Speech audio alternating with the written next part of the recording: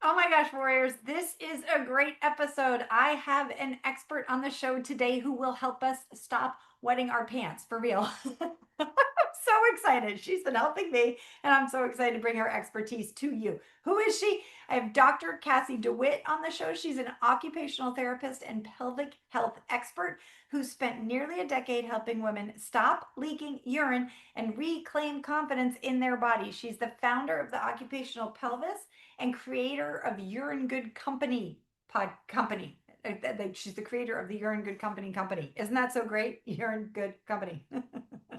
A one of a kind online holistic pelvic floor portal that blends nervous system regulation, movement, breath work, and daily habit change to treat leakage at the root. She's what we're all about here on the Love Your Life School, not just doing these sort of surface level things. We get to the root of the issue and we fix it so that we all feel better. So she is unlike the traditional just do more Kegel exercise and advice.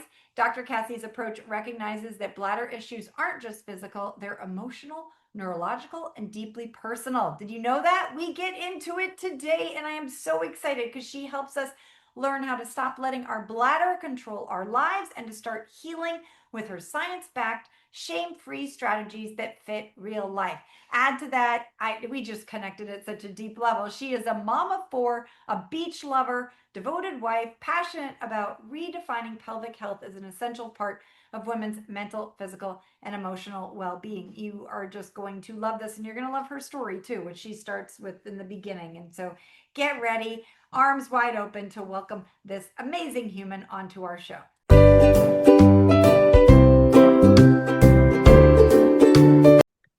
All right. Well, welcome, Kassie, to the Love Your Life show. I am so excited to have you here.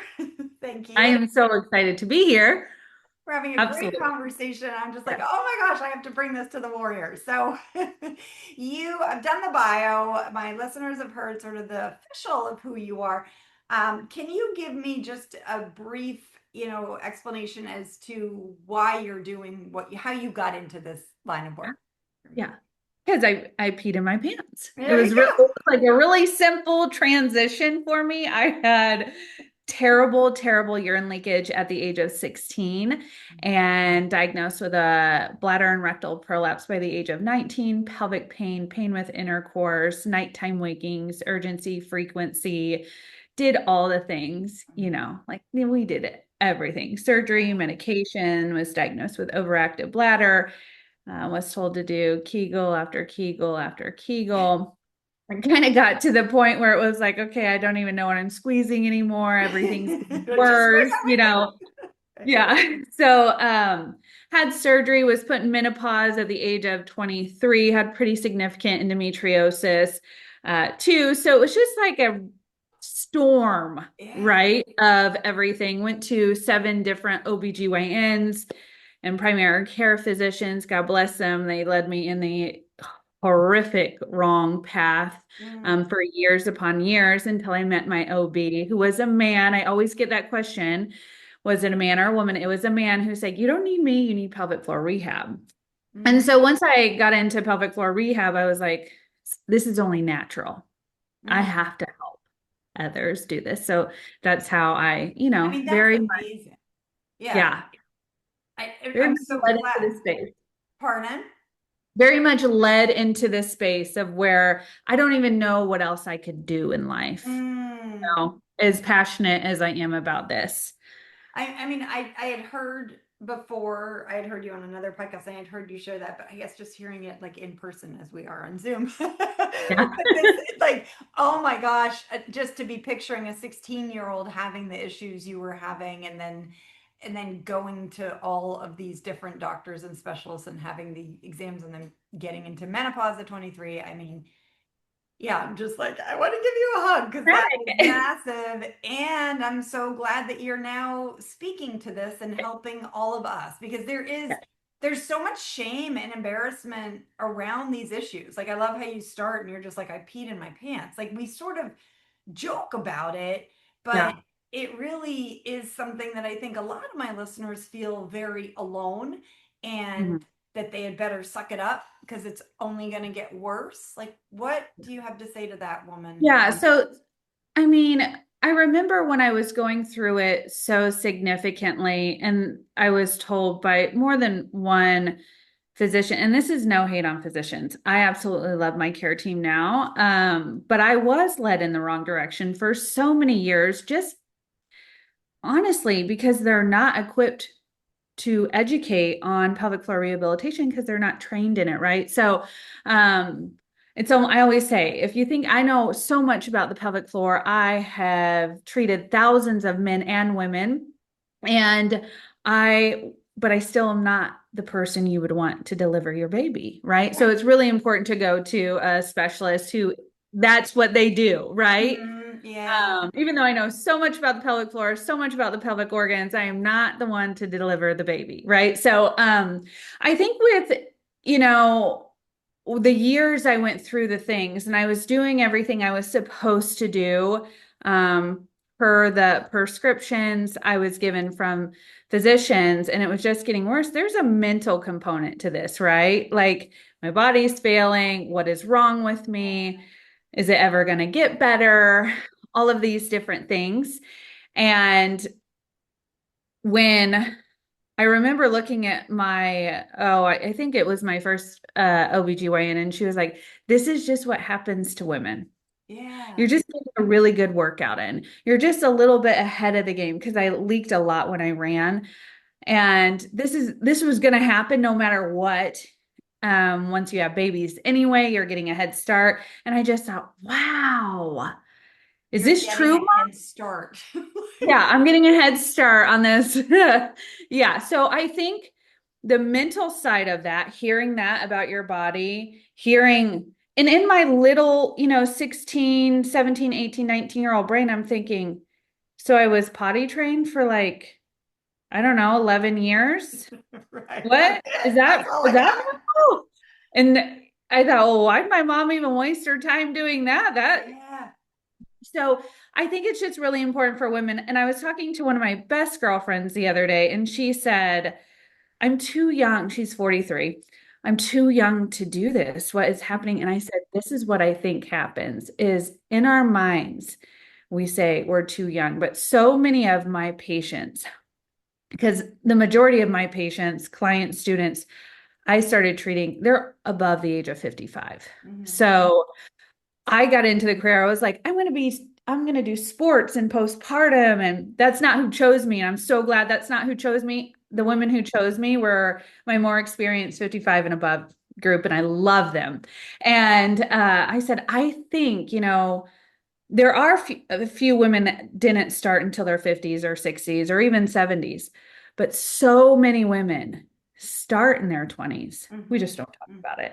They're not Yeah. going to talk about it. So it looks like, oh my gosh, I'm so young because nobody's talked about it, but so many women Hmm. started leaving in their early 20s, It just 30s. must be, and that's the normalizing that just, like just running or, wearing dark exercise pants so that you can't see if you've wet your pants or jumping on trampolines. These are all things that I hear in my private office one to one, and people think they're like this broken model of the human and it's only them. And there are sort of two parts. Either it's like, oh my God, this is only happening to me, and there's so much shame around it, or there's this, well, this is just the way it is. Like, your doctor saying you're getting a head start on it. It's like, well, this is just what women do. And, we're sort of resigned and think that Mhm. leaking is just normal and pads are the way to go. And so how do you help people? Like, what are sort of, so what I'm hearing from you, first of all, let me just back up, is that let's stop believing that. Let's stop accepting this as normal because it doesn't have to be normal. Is that what That's I'm, not, yeah. okay. So I look at myself as a therapist. I'm super mindset focused, and I really believe that what we think about ourselves, our thoughts, our beliefs really influence our actions, right? So if we think this is normal, if we believe this is normal, it's going to impact our motivation, our discipline to do something about it, right? So we do that for years upon years, not understanding that it's getting worse Mhm. and it's slowly just chipping away at who we are as women, right? Because I think oftentimes, too, what I've heard in my practice is women feel they're not sexy anymore. They're not Oh confident yeah. anymore. They don't enjoy sex anymore. They'd rather do laundry than be intimate. They don't exercise anymore. They don't do this, this, and this, and this.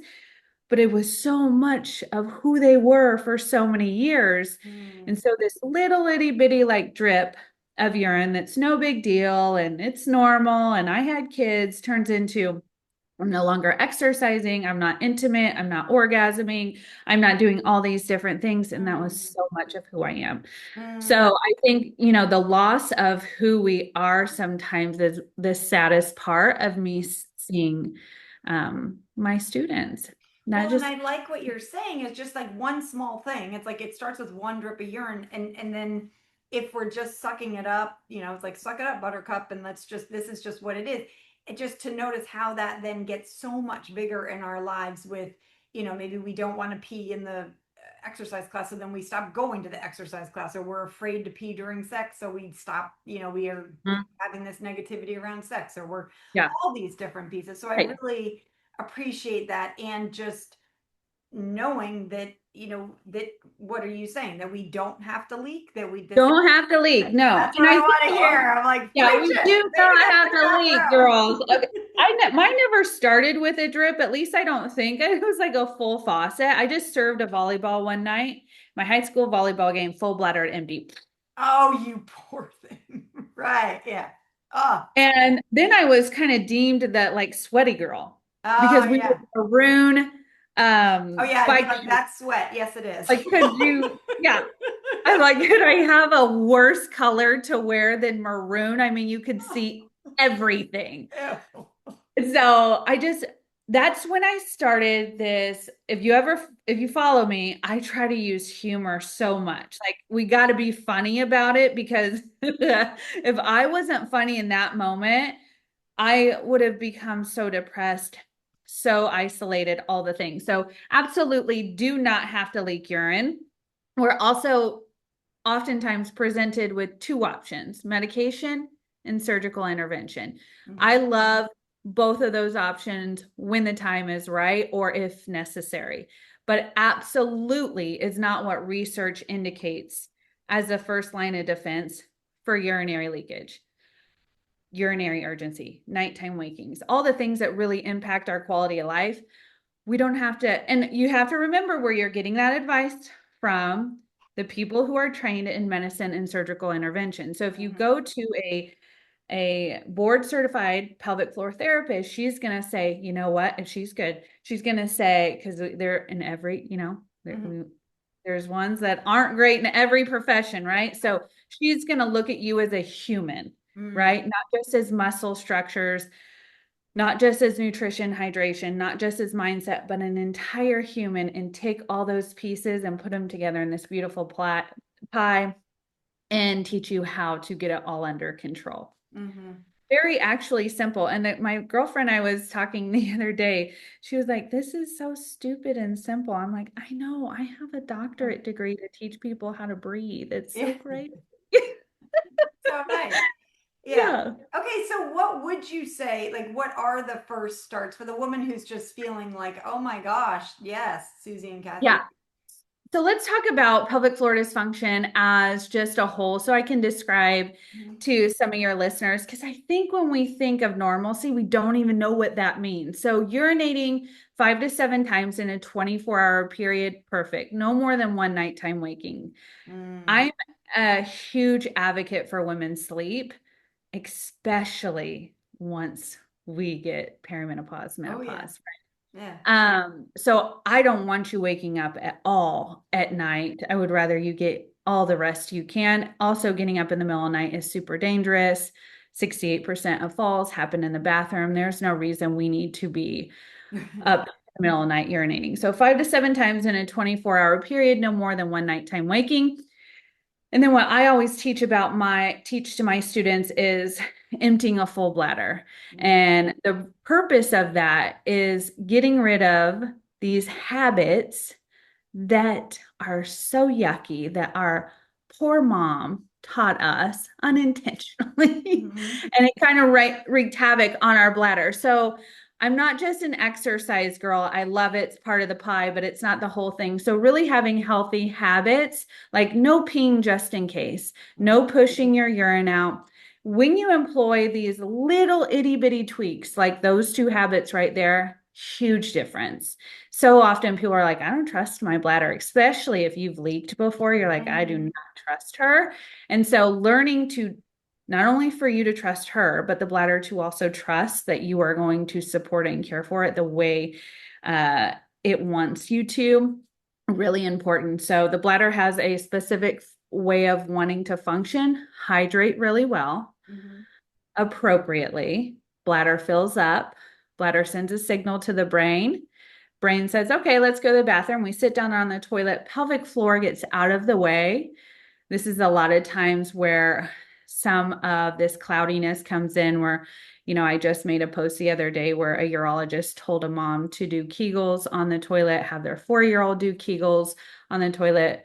Terrible advice. Pelvic floor is to relax. Mm.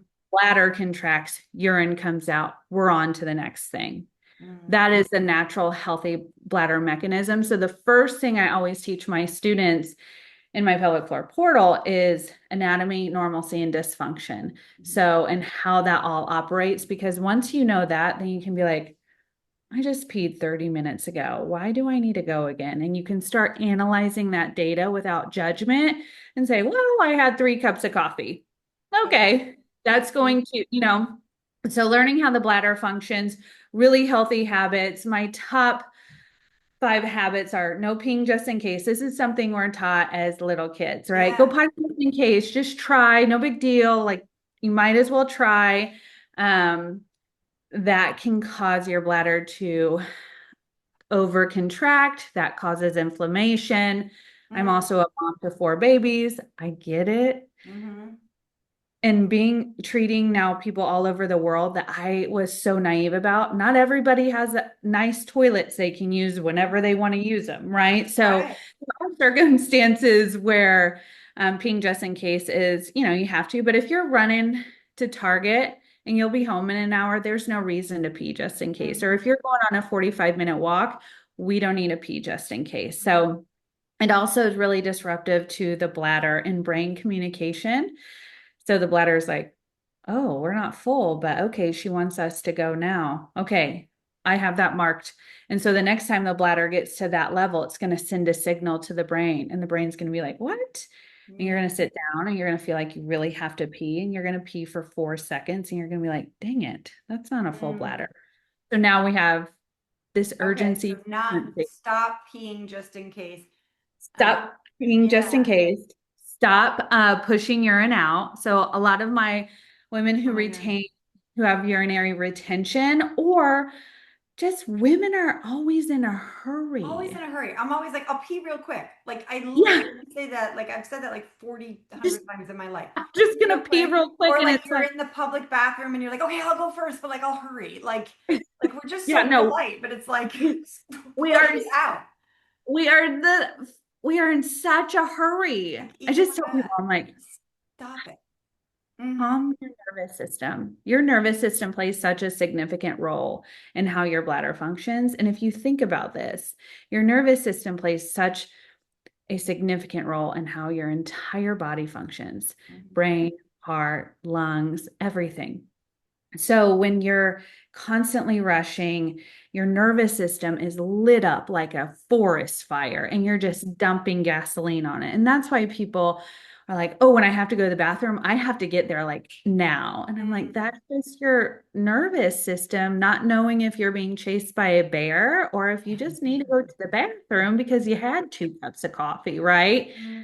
So being cognizant of it's way more than just Kegels. Your habits play a significant role. So peeing just in case, uh, pushing urine out. Anytime we're pushing urine out, we're also pushing our organs south. Yeah. Yeah. The only time we should be pushing is when we're having a baby. And Right. there's even an appropriate way that I For would sure. refuse to Right. ever tell a woman to push a baby out. I would say you just do what you need to Yeah. do to Okay. get So out. peeing, I love the tack, like the brass. I know, I think I heard this on your Instagram, but like one good way to pee would be like, since we're not pushing it, like we're sitting on the toilet seat, we're not hovering.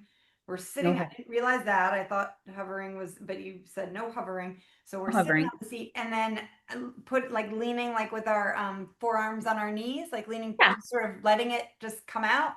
Uh-huh. So whenever I love a squatty potty for urination and bowel movements, when your kneecaps sit higher on than your hips. So if you think Mhm. about putting your feet on a stool, your kneecaps are more elevated than your hips. So you're kind of at this angle. Yeah. That really relaxes pelvic floor. Mhm. And so pelvic floor is relaxed, and then you lean forward and you have an open mouth. This goes for bowel Oh, movements too. So allowing that air to escape somewhere removes the abdominal pressure to prevent prolapse. okay. So we're allowing a little push, but the air can escape up here, so it's not pushing against those organs.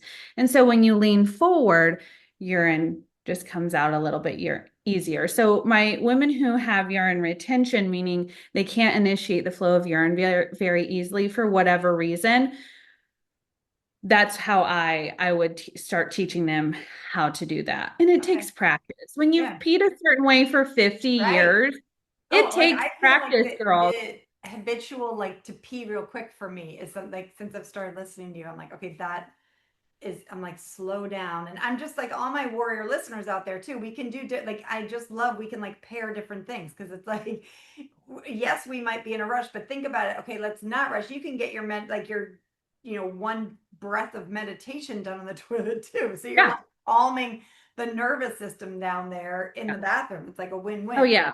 We have to habit stack. I mean, women are always in a hurry and we want to be efficient. So we're going to habit stack on this. This is what I always tell people. I'm like, we're diaphragmatic breathing. So we're mobilizing the pelvic floor. We're calming the nervous system with our breath. We are habit stacking it up. So we're killing 50 birds with one I love it. stone. And we're just, Yes. and yeah, We're busy and we're in a hurry. exactly. We're like So good stuff, but we don't have to hurry in there. So I just want to yeah, circle back because I just love it. You said like 5 habits for good health. So not peeing to push, not peeing just in case, we're not hovering. not hovering. Hovering is something that is more of an anxiety thing. Public toilets are disgusting. We all get it, right? But hovering is a squat. Hmm.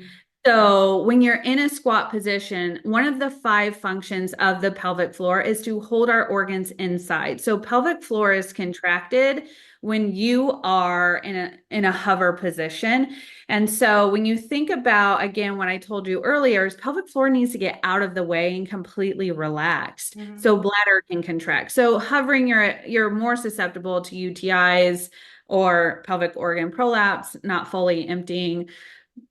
Toilet seats are not porous, so there's not like little germies like waiting Hmm. to get on your booty. But there are toilet seats where my butt would never meet. Right. So covering like if I'm going to a sporting event and I have to go to a porta potty, my butt's Right. not meeting it. So Right. it's there, 80, use it 20. Do at your your best. Right. discretion. I So just what don't are want you the, hovering 4 times a day at work. right. Exactly. And it's messy for others. Can we be really real right now? What Yeah. hovering people do is exactly what they don't want to sit in. So when my Exactly. 4-year-old Such a goes good and point. sits on Right. a toilet that is covered in another woman's pee, I'm Yeah. infuriated every Yeah. time. Yeah.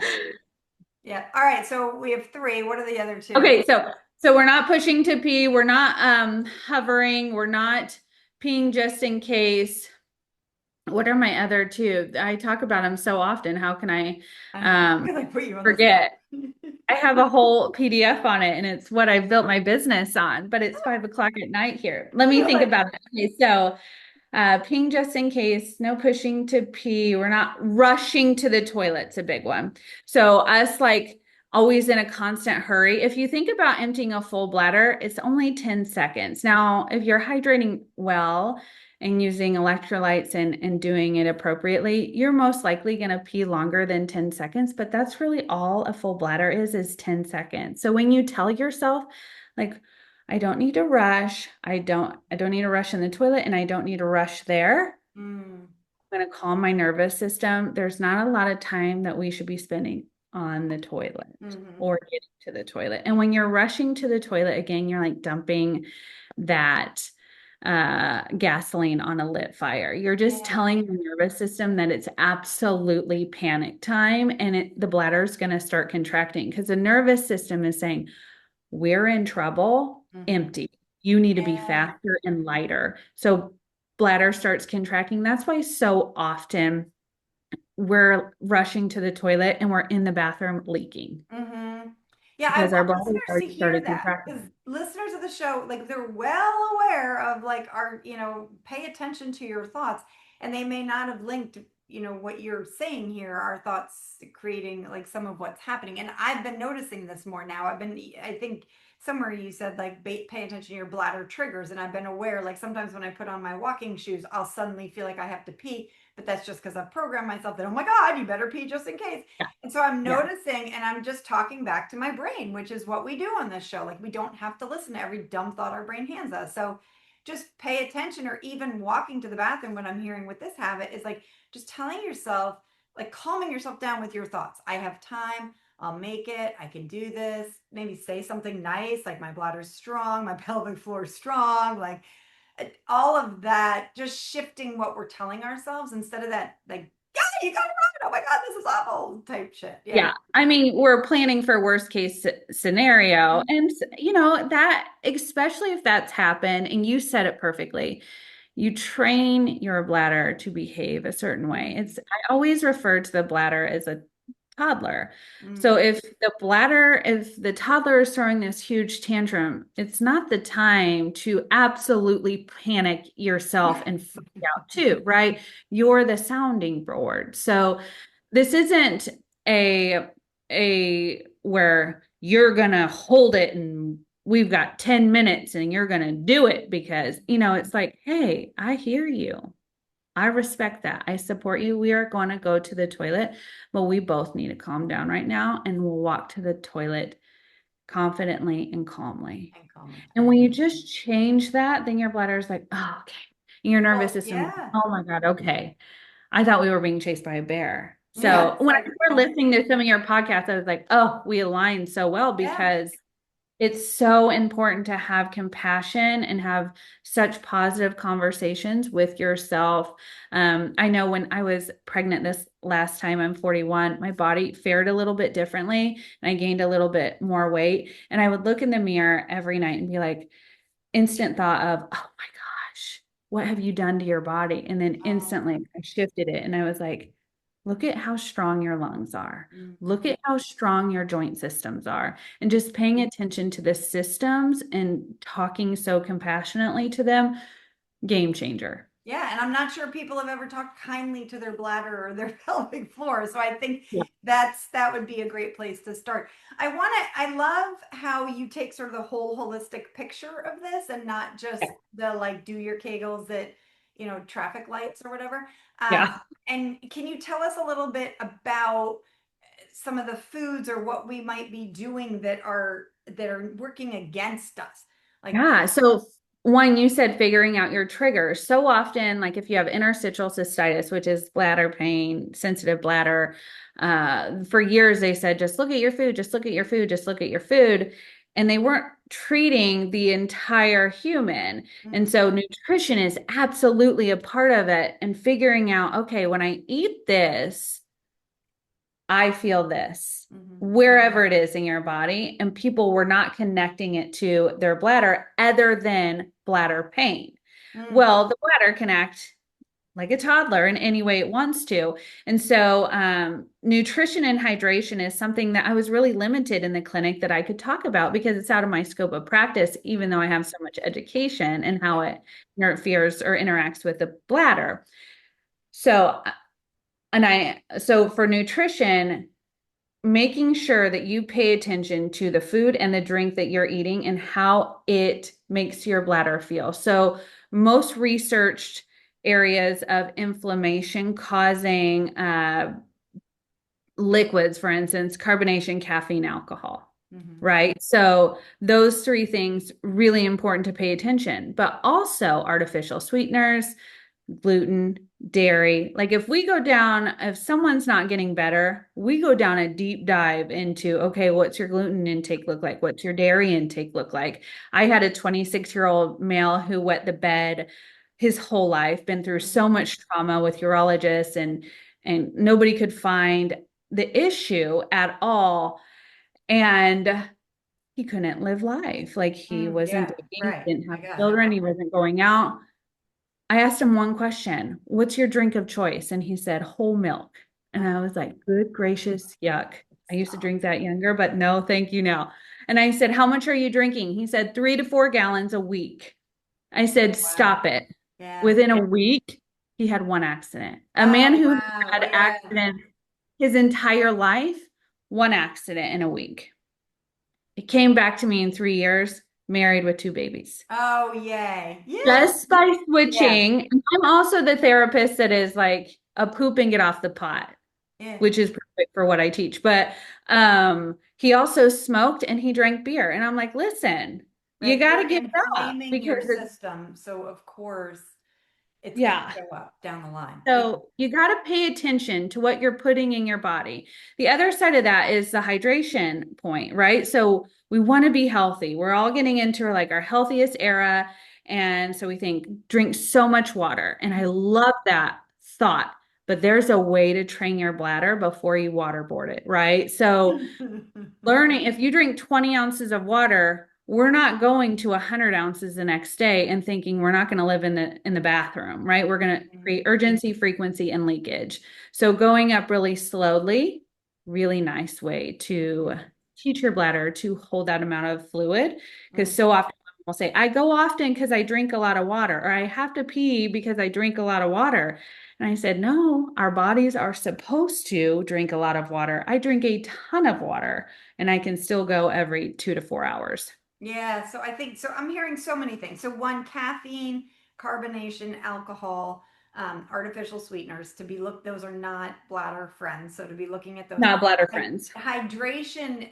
This is a great conversation that we're like, oh, we have to drink, half our body weight in water, and yet we just get these little sound bites from social media, and then that we use them. If we're drinking half our body weight, we're probably flushing all the nutrients out Sure. of all the other stuff we're doing. So I had heard, like, thinking of drinking water like you water a plant, like you shouldn't just pour a whole gallon on the Yeah. plant and expect Mm-hmm. it. So you just sort of sip it during the day, that we shouldn't be Mm-hmm. doing these like chugging glasses of water. That's from some hydration specialist I heard about, where she's like, just take sips during the day. Um, Yeah. I want to get to, so how, this is like where I asked the personal question about me. How do I stop peeing? Like, I'm up 2 times is a good amount for me at night. Three, I'm just like cranky about it. But I want to get back to one, frankly, none, which wasn't that Yeah. long ago. So how Yeah. what do I So, do? and are we menopausal, postmenopausal? I'm Where are you like at in menopause? that year where like I might be menopause. Like I'm Oh, perimenopausal for sure, but okay, you're perimenopausal now. So, I do think, I guess I have noticed. So one of the things that I do, that I tell myself, I'm like, don't drink after 6 p.m. or whatever. But I have noticed, because I don't drink alcohol, I stop my caffeine by like 10 a.m. But carbonation, I would have like one carbonated drink in the yeah. afternoon for sort of and so I've stopped that, and I'm back now to sort of consistent 1 or 2 wakings at night. So that makes me a little happy. But I'm Uh, like, Yeah. tell me. So once we're menopausal, which 50% of the population is that, which is great. I would rather meet menopause than not meet menopause, right? Yes, So for sure. the thing that, we lack so much is the education to our ladies on this transition, and it's a hard one, right? Especially when we have no idea Oh, we just what's like going on walk for in and us. think everything's not right. It's like, Yeah. yeah. And it can be super scary. And so when you start having these things like, oh, now I'm waking up 2 times a night or 3 times a night, we instantly go to what can we take away, which is water or limiting water intake. Well, now our urine is acidic and it's more Mm. irritating to the bladder lining. So it's going to wake us up more often. It's the biggest thing Oh, that's so people interesting. say, stop drinking water at 6 or stop drinking water 4 hours or 3 hours before bed. Mhm. I take my cup of water to bed with me. I nurse a baby 3 times a night. I refuse to walk in that bathroom. I Yeah. won't do it because I used to get up 5 to 7 times a night to urinate. So one of the things I always say is we don't train nighttime bladders. We start with our daytime bladders. That way, nighttime bladders are hard to train. If we can get daytime really on a good schedule, it kind of flows into the nighttime. Mhm. So daytime, are we hydrating well? Are we eliminating some of those irritants? If you're waking up at night, I would say eliminate the irritants for Mhm. like a month to Okay. see what it looks like. Mhm. Um, which is not anybody's favorite That's news. You okay. don't have Yeah. to. It's I just don't, I my think people are just suggestion. like fed up. So yeah, it's like, Yeah, yeah, yeah. yeah. So I would do that. Learn to hydrate really well. Make sure that your urine is a light lemonade color and we're going to the bathroom and emptying a full bladder at least 10 seconds, 8 to 10 Yeah, seconds. that's really interesting that I learned that from you, that it's 8 to 10 seconds. Because you said like 10 seconds. I'm like, no, I think before I was peeing for like 4 or 5 seconds. So Yeah. peeing for Yeah. like 10 New seconds. research says 8 seconds, and I honestly think it's just adapting because our diets are so terrible Yeah. and our bladder habits are so terrible. So we also used to poop every time we ate. Now it's Mhm. like recommended poop is 1 to every 3 or 4 days, which Oh my blows my mind, God. right? So Yeah, right. super important I say 10 seconds, research says 8. So pay attention to how often you're going to the bathroom during the day. Are you emptying a full bladder? What does your nervous system look like? Some of the people who need the most nervous system work are coaches who teach nervous system work, Hmm. right? We can kind of fall behind on that on ourselves. So making sure that's happening within you. And then whenever you are getting up at night, I want you to pay really close attention to lay there for just a second and say, this is behavioral. Hmm. You might have a full bladder to empty, but our system is sleeping, right? It's kind of like on this rest break. So as soon as we get out of bed, we're waking the bladder up like a Mm. toddler. What happens once you wake a Right. toddler up? They're up, Yeah. several times in the night. So, lay there for a second, really calm your nervous system and say, can I go back to sleep and see how it goes?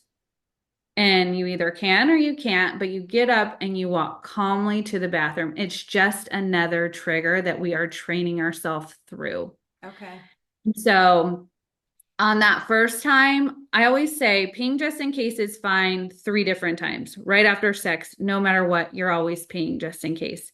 Before bed, always pee just in case. And if you're going on a car ride longer than an hour and a half, but you want to pee just before bed every single time because you want to protect that sleep. Mm. So if you know you've peed just before bed, you have emptied your bladder. Hmm.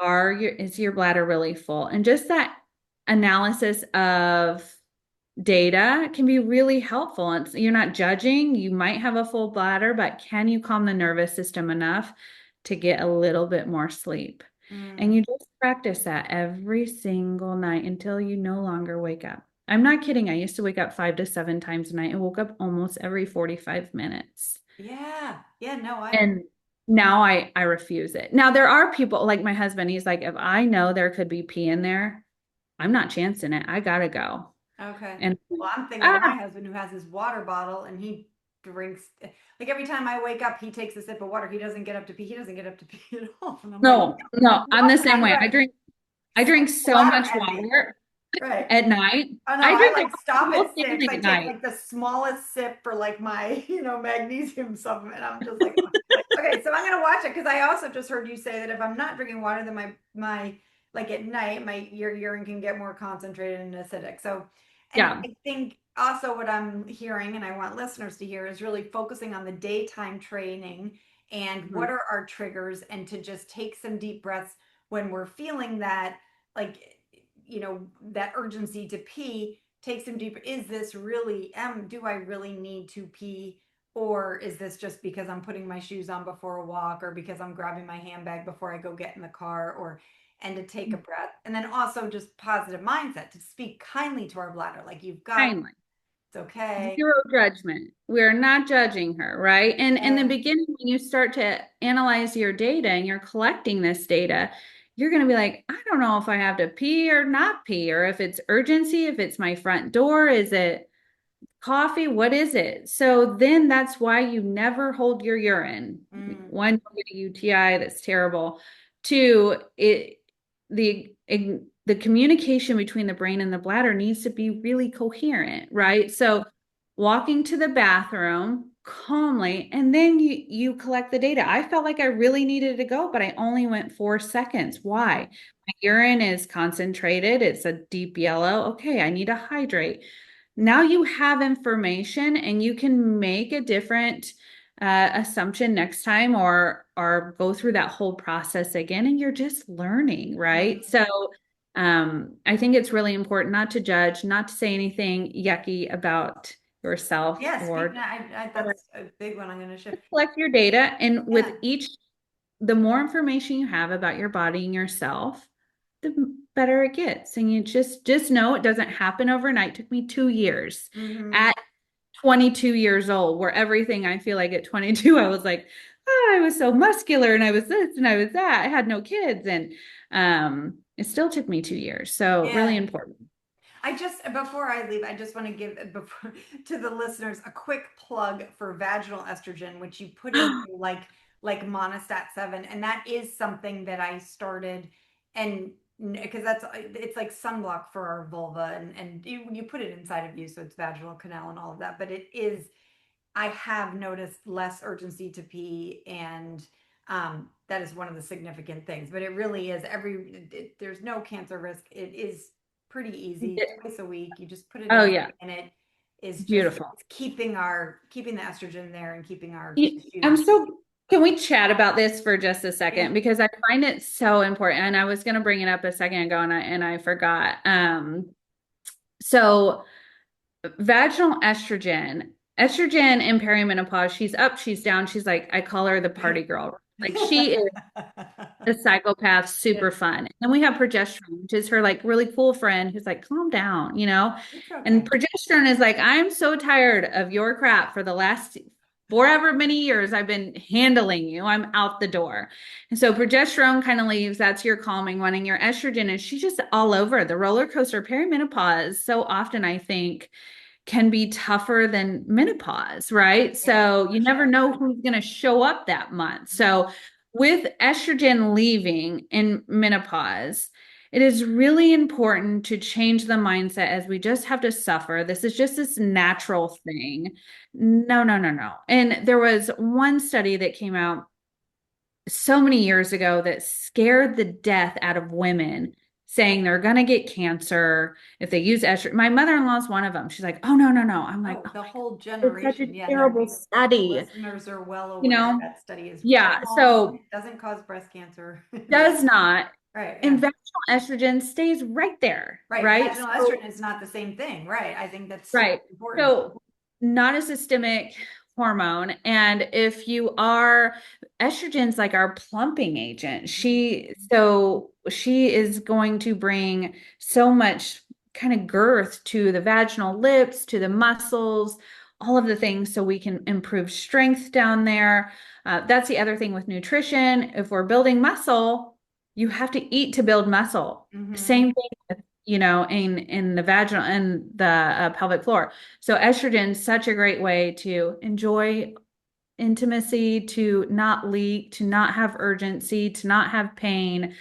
Really, I'm a strong advocate for that. I just think, like, when we turn 40, everyone should start using it. I didn't start probably till I was like 46, and it's so nice. Like, any sort of, I was going to say decay, which isn't a nice way to talk about my But like atrophy. atrophy. Thank you. That's a better word. Like, that's just like gone. Like, it's like this, all the skin and all the tissues and all the muscles and all of that around there is just, as you said, like, more plump and vibrant and healthy. And it's a easy thing to do without risk. And so just, So important to take care of your vulvar tissue, and we're never taught about it. We don't use soap, especially menopausal, because soap is so drying, Yeah, but don't also use you those. Yeah. start having like these funny smells, Mhm. right? And so really important to just use water, use a nice clean lubricant like Coconut, Good Clean Love, whatever floats your fancy. Just make sure it's clean. If you are using pads to catch urine, make sure they're organic and not Yeah, chlorine. that That was something like talking about like bleach and like this stuff, like right up there on your that's tissue. Like, the tissue that is so dying sensitive. for Right. estrogen, Like we're so right? careful. So I know my listeners are so careful with everything else. And then they're, yes. So, I mean, well, they don't for a urine pad, they're getting so much better. But like Real's one of my favorite. I love Cora. There's so many good brands now. So, and then there's, I always say treat your vulva like you treat your face. mhm. Sensitive, so no like pH balancing or any of that marketing junk, but just sensitive soap. Like I use a bar soap and a clean bar soap and water, but nothing past labia majora, which is your outside lips. And then use a vulva cream. I love V Magic's Vulvar Balm because we're going to moisturize the tissue. If you have anything like lichen sclerosis, we want to make sure that tissue stays so nice and hydrated, just like our faces. Yeah, I think, and I just need to say, I don't need any of that stuff because I've been using the estrogen cream. So like so just that is in there are other countries, not in the US, but other countries you can get estrogen cream over the counter. So it's just because we have to get a prescription, and then it throws, drama in there that people think it's dramatic, but it's not. It's Yeah. like Yeah. putting some And there's moisturizer this on your face. this fear of it's a Yeah, hormone. What's it gonna do? Is it right. going to cause? My sister is, oh, she's gonna hate that I brought that up, but I'm like, I texted her last week, are you using your vaginal cream? And Yes, she's like, I'm right. trying. Like, Yeah, no, do it. for Because sure. orgasms also are impacted. Everything. Sensation is Yes. impacted. Yeah. Everything.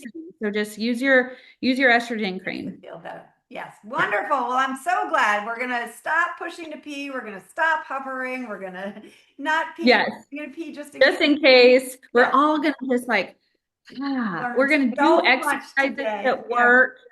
Yeah, like let's get rid of this whole mentality where we're just doing Kegels every once in a while. I love Kegels. Mhm. I'll never be the therapist. It's like, don't ever do Kegels. But if you're doing Kegels just to stop leaking urine, it's not going to work, sister. And the other thing is that it's not going to prevent prolapse. And even if Mhm. you have surgery or any of these things, we really still need to prevent further prolapse down the line. So doing exercises with our core, our glutes, our hips, all of that's so important. Okay. So if listeners want to find, of course, they want to find out more about you, where can we send them? I am on every social platform at Dr. Kassie DeWitt OTD. I'm on Instagram, Facebook, TikTok, and yeah, I have I'll put a those links in there. and I have But an you got to give online a public. plug for you're in good company. Yeah, Yeah. so I took my online curriculum or my in-person curriculum and I put it online into a pelvic floor portal and I named it You're in Good Company. That's so great. And I love that. so clever. I mean, all of my stuff, like my community is you're in this together, you're in good company, you're in this scoop. I'm like, man, and all the marketing things, mine starts with P, but that's okay. I love it. It's so fun and I'm like, clever. you're in good company. I Um, love it. and in that, I go into the depths of how to stop leaking urine, how to support your vulvar health, all of the things women should be taught, All of the details. So I whatever stage of life. really, yeah, like the amount of money people spend on pads and research and like just take her course. And that is, I mean, yes. So Yeah, wonderful. we Thank have you over very much. 4,000 students now, and it's just been Oh, incredible. It's been incredible yeah. seeing women all over the world and all different diagnoses and circumstances and traumas, and just seeing them blossom is just incredible. Yeah, I'm so excited. I was like, I want to talk to her, and then I'm signing up this weekend. So I'm like, It's so yay, thank great. you. Yes, Yes, I just love yes. that name. You're in good company. Thank Love it. thank you so much for coming on, Kathy. This has been a true Thank you for joy. having me.